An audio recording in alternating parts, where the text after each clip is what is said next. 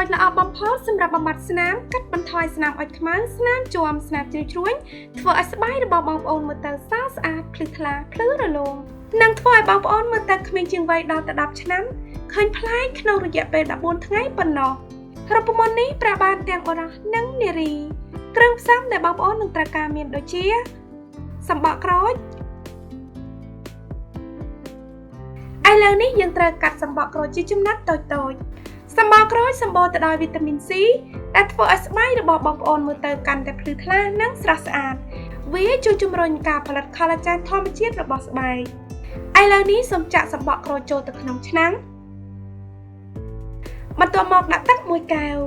ហើយយកវាទៅដាំឲ្យពុះរយៈពេល10នាទីបន្ទាប់ពីស្ងោរបានរយៈពេល10នាទីហើយសូមដាក់ចាលប្រទាលកន្ទុយក្រពើស្រស់ចំនួន3ស្លាបព្រាបាយរួចហើយបិទភ្លើងបន្ទាប់មកបងប្អូនត្រូវយកវាទៅកាន់ឲ្យបានម៉ត់ល្អ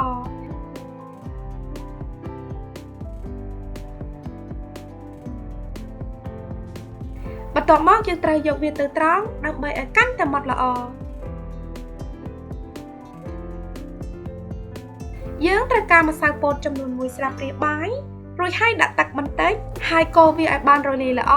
រួចចាក់ចូលទៅក្នុងល្បាយសំបកក្រូច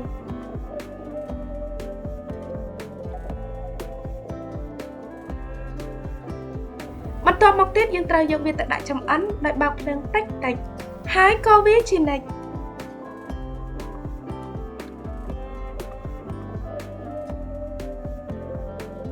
នៅពេលដែលយើងទទួលបានល្បាយដែលខាប់ល្មមហើយសូមបិទភ្លើងរួចហើយដាក់ប្រេងដូងចំនួន1ស្លាបព្រាកាហ្វេបងប្អូនអាចប្រើប្រេងប្រភេទផ្សេងទៀតដែលជាជម្រើសរបស់បងប្អូនសូមកូរច្របល់ឲ្យបានសព្វចូលគ្នាល្អបងប្អូនអាចចាក់ល្បាយនេះចូលទៅក្នុងខ្លោងហើយរក្សាទុកនៅក្នុងទូទឹកកកហើយទុកប្រើបានយូររហូតដល់ទៅ2សប្តាហ៍របៀបប្រើប្រាស់សូមលាបថ្នាំនៅលើផ្ទៃមុខនិងករបស់បងប្អូនរូបមន្តនេះអាចប្រឆាំងនឹងស្បែកមុខដែលយាធ្លាក់និងប្រឆាំងភាពចាស់របស់ស្បែក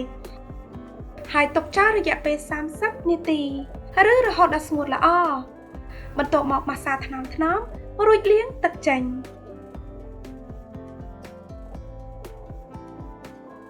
ភ្លេចលាបឡេឬក្រែមផ្ដោះសំណាមផងណាបងប្អូនសម្រាប់លទ្ធផលកាន់តែប្រសើរសូមប្រើរូបមន្តនេះម្ដងក្នុងមួយថ្ងៃជារៀងរាល់យប់មុនពេលចូលគេងយ៉ាងហោចណាស់ឲ្យបាន14ថ្ងៃជាប់គ្នាសូមចងចាំថានេះគឺជារូបមន្តធម្មជាតិដូច្នេះយើងត្រូវការចំណាយពេលហើយប្រើវាឲ្យបានជាប់លាប់